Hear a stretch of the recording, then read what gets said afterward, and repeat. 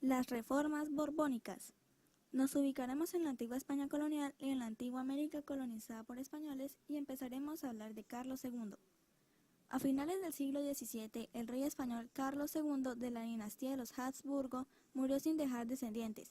Este hecho provocó un conflicto internacional conocido como la Gran Guerra de Sucesión Española de 1702 a 1713. La Gran Guerra de Sucesión Española de 1702 a 1713 se originó porque surgieron varios candidatos en Europa para ocupar el trono español. El conflicto culminó con la victoria de Felipe de Anjou de Francia, quien fue coronado como Felipe V de España. Con este monarca se inició el reinado de la dinastía de los Borbones. El contexto de las reformas. A finales del siglo XVII, el imperio español estaba en crisis. Las constantes guerras con Inglaterra, la corrupción, la poca eficiencia de las instituciones político-administrativas y la muerte de cientos de personas por causa de epidemias así lo demostraban. Ante esta situación, los Borbones aplicaron durante el siglo XVIII una serie de medidas para que España recuperara el control sobre sus posesiones y pudiera volver a aprovechar sus recursos.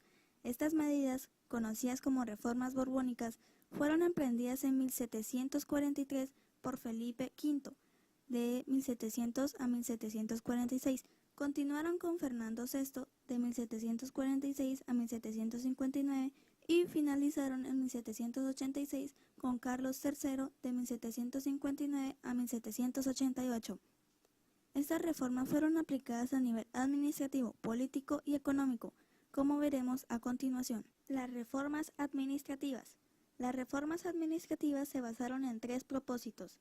La primera era mejorar la administración pública, y para ello se estableció que los cargos públicos debían ser ocupados exclusivamente por españoles nacidos en la península ibérica, que tuvieran una preparación intelectual acorde con la función que iban a desempeñar.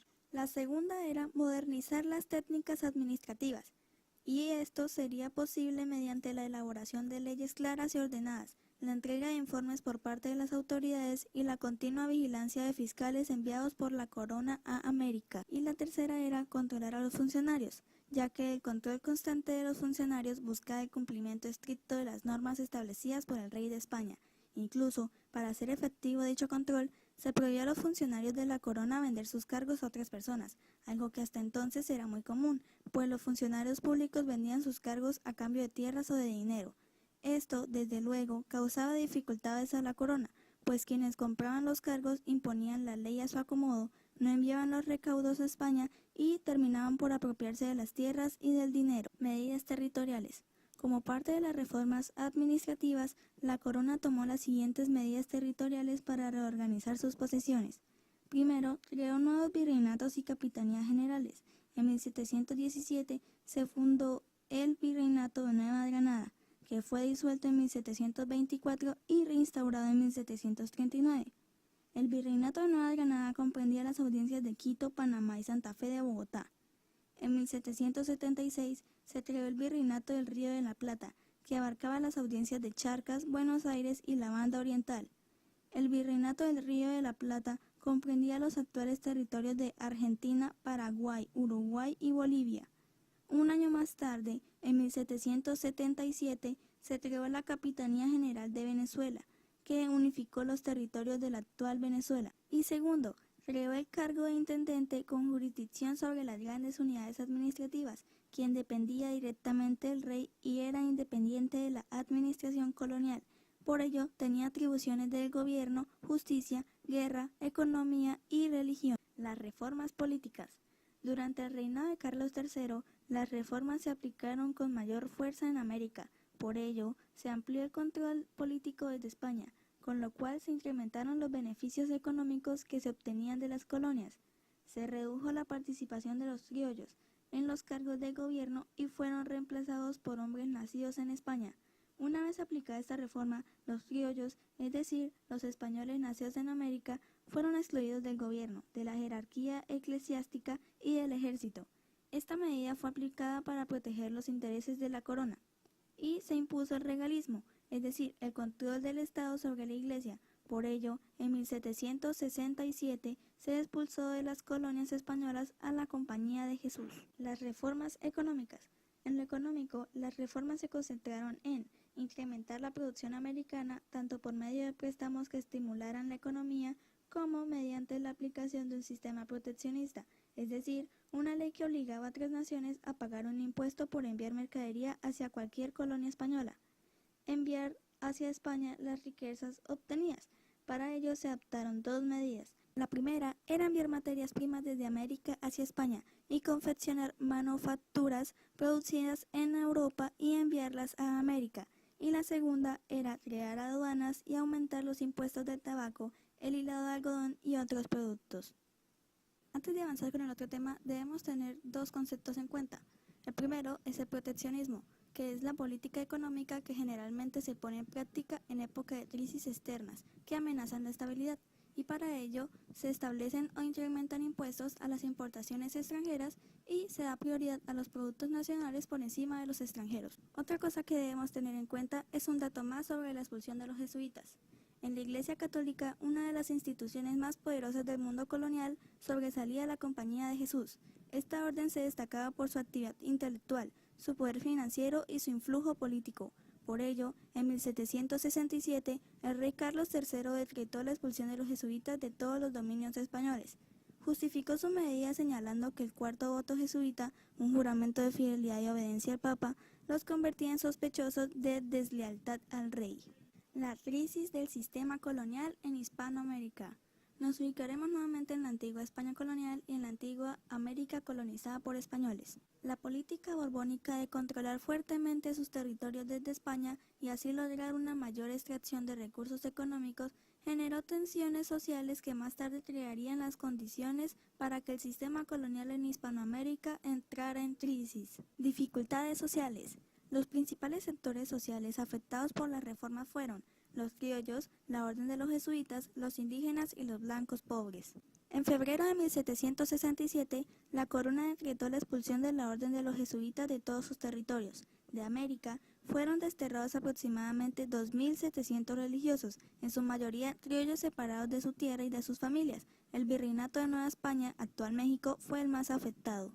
Los jesuitas expatriados cumplieron una labor ideológica al defender lo americano y establecer principios doctrinales para la consolidación de una identidad diferenciada de la española y la europea. Esta expulsión generó un gran resentimiento de los criollos contra España. Sin embargo, el desplazamiento en los cargos del gobierno fue la ofensa más sentida por los criollos, pues veían que las posibilidades de definir la política y la economía de sus territorios les eran arrebatadas. Los indígenas y los blancos pobres también fueron afectados por las medidas. El cobro de la alcabala o impuestos sobre las ventas, los monopolios de la producción tabacalera y la restricción de bebidas alcohólicas como la chicha fueron medidas que los afectaron grandemente. Por otro lado, el incremento de la población durante el siglo XVIII y cierto auge económico generó en la sociedad americana mayores demandas sociales que la política impulsada por la corona no lograba satisfacer. Las reformas borbónicas también afectaron a otro sector de la sociedad indígena, el de aquellos que tenían cargos en la burocracia regional, como en el caso de Perú. Estos funcionarios se aliaron con los criollos para defender sus privilegios frente a los nuevos funcionarios que llegaron de la península ibérica. Dificultades económicas. Aunque la aplicación de las reformas borbónicas incrementó los ingresos fiscales de España, las frecuentes guerras contra Inglaterra dificultaron su comercio.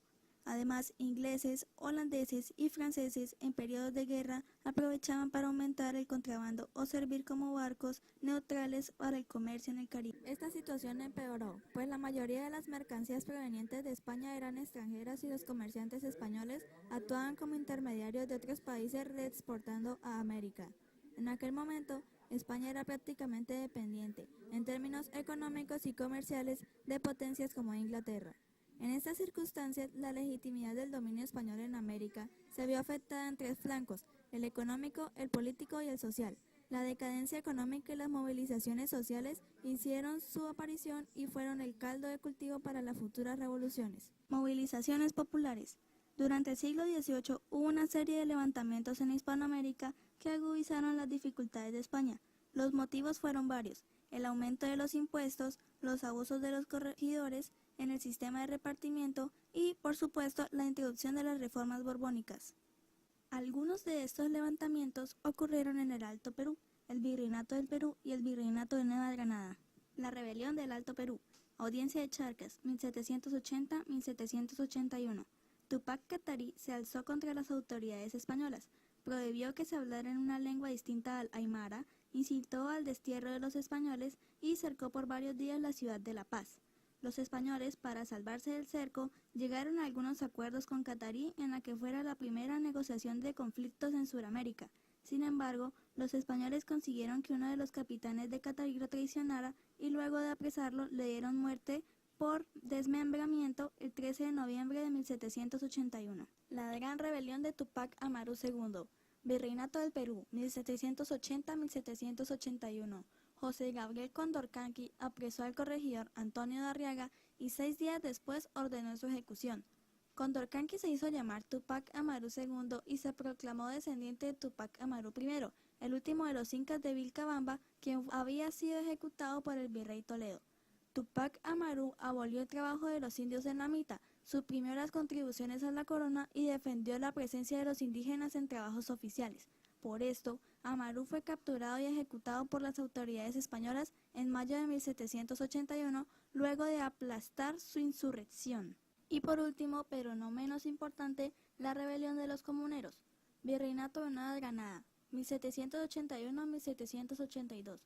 En marzo de 1781, en El Socorro, Santander, varios vecinos de la población rompieron varios carteles donde se anunciaban los nuevos valores de los impuestos y lanzaron consignas en contra del gobierno virreinal. Este movimiento se extendió por diferentes regiones. Los dirigentes de la protesta conformaron la Junta del Común o de los Comuneros, la cual se desplazó hasta Santa Fe para exigir al virrey Antonio Caballero y Góngora la abolición de los impuestos. Aunque en un principio las autoridades de Santa Fe se comprometieron a abolir los impuestos para calmar los ánimos, finalmente no lo hicieron y en cambio capturaron al líder comunero José Antonio Galán junto a sus compañeros y lo castigaron con la pena de muerte. Antes de finalizar el video, les dejaré un pequeño bonus para que investiguen y resuelvan en su cuaderno. Así que pausen ahora mismo la pantalla y lo copien. Ahora sin más, les dejo con el final de este maravilloso video. Gracias por su atención, nos vemos en una próxima.